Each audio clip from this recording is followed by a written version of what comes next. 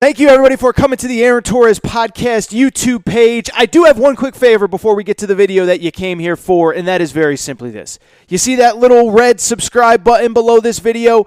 Go ahead, smash that subscribe button. It really does help me. It really does help this channel grow and my audience grow. So go ahead and hit that red subscribe button. And now, here is the video that you came here for. What am I going to lead the show with? Our show starts, we're talking about all these topics. We're talking about Florida. We're talking about Georgia. It gets to be about 10, 10:30, 11, 11:15, and we're still like, what is really, like, what are we going to hit on? What are we going to go after tonight? And then we all know what happened next. In Knoxville, Neyland Stadium, just insanity in the streets of Knoxville on Saturday night. And so let's get into it. Let's break it all down because, as I said, I do think there are two sides to this story. I only think one is getting told. I promise I'm not going to excuse the behavior of Tennessee fans, but I do think there's some interesting things about this conversation that are not happening.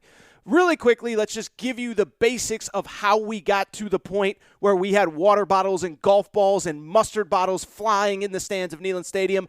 I think most of you know all the details, but for those of you who were not in front of a TV Saturday night, here are some quick details on what happened at Neyland Stadium. First of all, just the atmosphere outside of the negativity at the end, it was electric, right? It was college football. It was SEC football with good reason.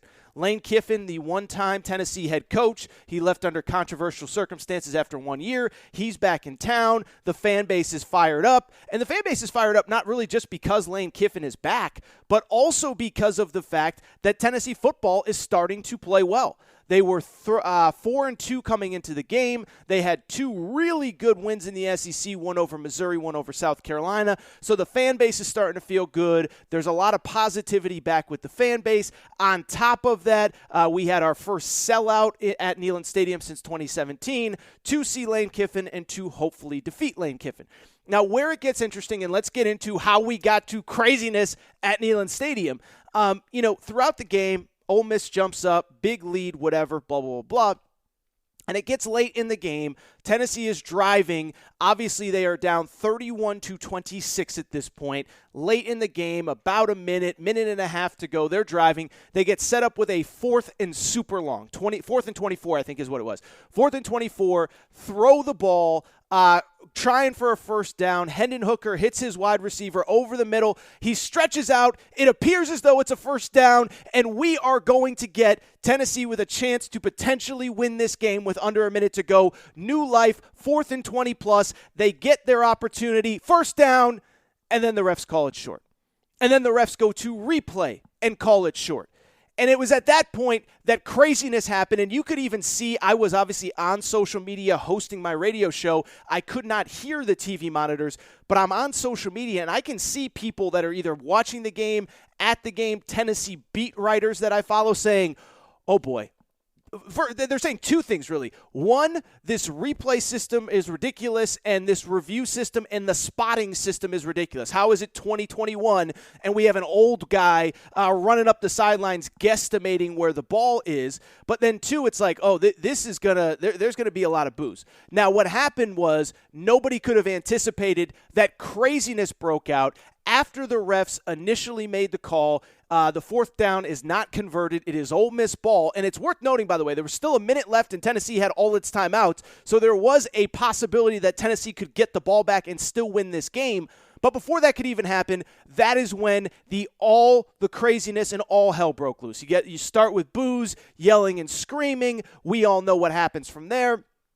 Fans start throwing water bottles. Someone threw a mustard bottle, which was an interesting one to me. And then obviously, look, somebody threw a golf ball that nearly hit Lane Kiffin. And so the game is stopped. The students are pulled from the student section. I'm not saying it was just students who were throwing stuff, but students were pulled from the student section. The band actually had to be removed from the field because it was not deemed safe for them to be there. The cheerleaders had to be removed from the field because it was deemed that it was not safe for them to be there. And it's just a really, really, really ugly scene overall. The game is delayed 20, 25, 30 minutes, whatever it ends up being, and we still got to finish the game. Because that was the crazy part about all of it, was, as I just said, Tennessee is down 5. Ole Miss is going to get the ball back, but Tennessee has all 3 timeouts, And that's exactly what happened. After the craziness, after the water bottles, and again, it's worth mentioning, it was just insanity. I mean, Lane Kiffin's, circling up with the refs. The cheerleaders have to be removed from the field. The band has to be removed from the field. But when the game finally gets back on, the crazy part was it went exactly as about what we expected. Tennessee uses all 3 timeouts. They get the ball back. Their starting quarterback, Hendon Hooker, takes off for a run. He gets tackled from behind. He gets knocked out of the game. And Joe Milton comes in, and Joe Milton does Joe Milton stuff, which is basically runs out of bounds on the final play of the game rather than even trying to throw it into the end zone, and Tennessee ends up losing. Of course, the story isn't really about Tennessee losing, though. It is about the near riot. I don't know if near riot is the right word, but just the ugly, ugly, ugly scene in Knoxville. And so I want to get into that now because I do want to look at this from both sides. Because I do think there are 2 sides, and I do think there are 2 sides worth discussing in all of this. And it is not to excuse Tennessee fans. It's not to say that what they did was acceptable. And let me just start by saying this, okay? Let me just start by saying this. There's no excuse to throw things on the field, court, ice, anything. You cannot throw things on the ice, on the field, on the court, on a golf. You cannot throw things at people playing a sport. You cannot do it. As I said, Lane Kiffin almost nearly, if he did not get hit with a golf ball, that could have really hurt somebody. And we all know, it goes without saying, you cannot throw things on the field of play. Everybody knows that. Everybody understands that. I talked about it dating back 4 or 5 months with Kyrie Irving in the NBA playoffs.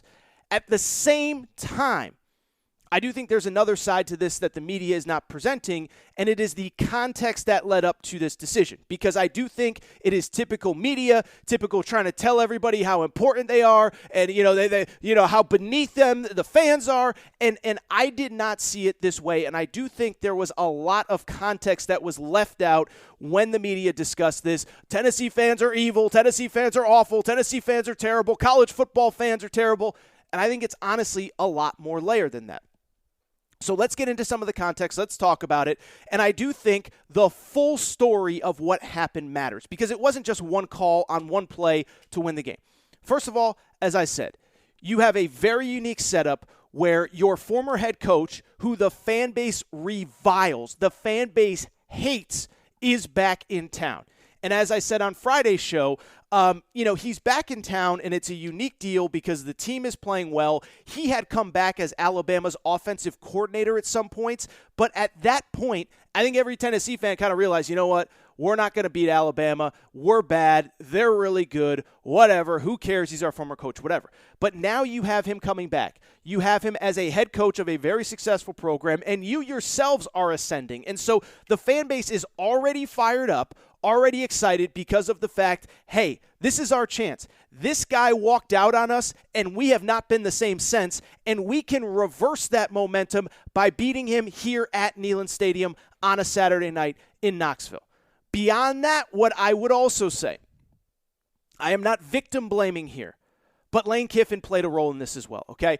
Couple things. First of all, and I talked to some people that were at the stadium that night that said this was a factor. I mean, first of all, Lane Kiffin, we all know the big topic in college football right now are these fake injuries. For people who do not know what I'm talking about, a lot of teams, when you play these tempo-based teams that want to play fast, play really fast, play really fast, play really fast, play really fast, run plays as quick as possible, what teams are now doing to negate that is have players fake injuries on the field to basically slow down that team from running plays. Sam Pittman essentially accused Ole Miss of doing this last week when they played Arkansas. James Franklin was accused. Penn State was accused by Iowa of doing this. And so this is a big topic in college football right now. I can tell you definitively, people in the stands in Neyland Stadium and media who covered it, unbiased media who have no interest, don't care whether Ole Miss wins, whether Tennessee wins, said it was bad. Like Lane Kiffin was egging everybody on. Lane Kiffin had guys falling like they got shot. They get back, they're walking back to the huddle, and they fall down like they got shot to slow down the Tennessee tempo and the Tennessee offense. You can argue it, you can debate it. That was the vibe and energy in the stands, was that Ole Miss was faking injuries to slow down Tennessee. Not saying that excuses throwing water bottles and mustard bottles and golf balls onto the field, but that played a role in this. I would also mention Lane Kiffin, 3 timeouts before the end of the first half to ice a kicker. I guess that's coaching strategy. I don't know how often you see that in the first half of a regular season football game. Could be completely wrong. I don't see it often. So let's not act like Lane Kiffin did not play a role in all this. And then ultimately, that last call, that last spot was again basically the end product of a night of frustration where the fans felt like they're getting screwed all night. Lane Kiffin's screwing them over. Lane Kiffin's faking injuries. And that is where all the insanity came from. And so again, to be abundantly clear, I am not excusing Lane Kiffin, or I'm not excusing Tennessee fans' behavior, but I do think there's a context that comes with this, and I do think part of this falls on poor refereeing, and part of this falls on Lane Kiffin. I mentioned it just a minute ago. This reminds me a ton of the Kyrie Irving situation in the NBA playoffs last spring. If you remember, I talked about it on this show. I don't usually talk about NBA, but I'll be honest, I had nothing else to talk about that day. I vividly remember. But I bring it up only because, Kyrie Irving, there was this incident in Boston. Kyrie Irving had played in Boston. Boston loses to the Brooklyn Nets, and fans are booing, fans are this, fans are that. And one fan throws a water bottle at Kyrie Irving. And everybody freaked out. Everybody over-exaggerated. Everybody acted like somebody pulled out a weapon and tried to attack him. And it was an empty water bottle that grazed him. And people were acting like, we had a violent crime committed. And I said, look, and I said this at the time, and I defended Boston fans, and I will defend Tennessee fans here too. You can say that you can never throw any, let's just get it out of the way. Right? There are some things in life you cannot do, okay? Like you can't drive 150 miles per hour in a school zone. You can, but there are real-life consequences to that, okay? And it's the same, throwing stuff onto the field of play or the court of play in a stadium. You cannot do it. It's never acceptable. But at the same time, let's not act, dating back to the Kyrie Irving situation, like Kyrie Irving did not play a role in that. I talked about it on the show the next day. You had a situation where coming back, Kyrie Irving had played in Boston, played for the team, bailed on them, and then a week before the series started, Kyrie Irving called the entire city of Boston racist. Kyrie Irving went up and said, there's subtle racism there. Of course, the media, nobody doing their job, did not press him on it, did not ask for examples of it. And so Kyrie Irving goes to Boston. The fan base already doesn't like him. They call he calls the whole fan base racism. And then on the way out of the arena, he stomps his foot on the logo. So, of course, fans are going to be mad. And, of course, in that case, one fan acted stupid and threw a water bottle onto the court of play that nearly hit or did hit Kyrie Irving that night in Boston. And I said it on the show the next day. I'm not excusing the behavior. What I am saying, though, is let's not act like Kyrie Irving played no role in this, and let's not act, dating back to Tennessee, like the only thing that happened was one bad call and these fans overreacted and they're crazy and they're this and they're that. Lane Kiffin played a role in this. The refs played a role in this, and I am not excusing their behavior, but let's call a spade, and let's say that other things contributed to it as well. My final thought on this, and then we'll get to some actual football, because I do want to talk a little Georgia. I do want to talk a little Dan Mullen. I do want to talk a little Coach O. My final thought on this is pretty straightforward. It's just that, when it comes to this situation at Tennessee, I saw a lot of other fans, thumbing, it's one thing for the idiot media. The media doesn't know jack, okay? And I don't think there's a bigger disconnect between fans of the sport of college football and the media that cover them than college football itself. But I saw a lot of other fans getting on their high horse about, look at Tennessee fans. This is who they are. This is how they act. They should never do that. And what I would just say is this. One, this is not the first time a rowdy crowd has acted completely out of control. It happens in European soccer. It happens in South America. It happens in other college football, college basketball stadiums. By the way, Tennessee fans were sharing when they played at Ole Miss a few years ago, and they had stuff thrown at their basketball team. We've seen it in the NFL. People were throwing batteries in Philadelphia. I'm not excusing the behavior, but let's not act like this is the first time this has happened, and let's not act like that most fan bases don't have some bad apples that don't act like this in the heat of the moment. And that's really the last part that really strikes me about this Tennessee fan. This Tennessee situation. I do not like how everyone is painting all Tennessee fans with a broad brush. They're all evil. They're all terrible. They're all angry. They all throw and this and that and whatever. Here's the truth. It was a bad scene in Knoxville. At the same time, there was 100,000 people in that stadium, 102,000 to be exact. Let's take a guess. Let's take an overly conservative guess at how many people were actually involved with throwing crap on the field. What do you think? Let's say 1,000 people. Let's say 1,000 people had the guts, knowing that if they get caught, they're probably going to get arrested, have their tickets revoked, whatever. Let's say 1,000 people. Let's say 1,000 people are guilty of throwing stuff on the field. You know what that means?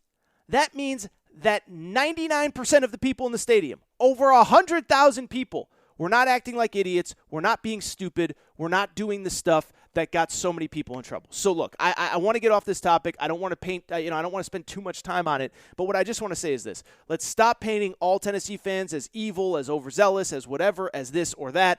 If there was 1,000 bad apples, I think it's probably closer to a couple hundred. That's still 99% of the audience in Knoxville, 99% of the crowd in Knoxville was acting right and doing right. And I don't want to paint all Tennessee fans with a broad brush. But we'll see what happens. We'll see what happens as I record here on Sunday afternoon. There has been no official word of what will happen from the SEC office. We await that. Obviously, I think some kind of major fine will be coming, but a very interesting story at Tennessee. All right, this is what I want to do. I want to take a quick break. I do want to come back, and we will wrap on a couple other topics from Saturday in college football. We will talk a little bit about Georgia steamrolling another really good opponent. No knock on Kentucky. I thought Kentucky actually played them well. We'll talk about who's number 2 in college football right now, which I think is a really interesting conversation. And we will wrap our old buddy Dan Mullen. Is he getting a little bit of a pass right now? Stay tuned.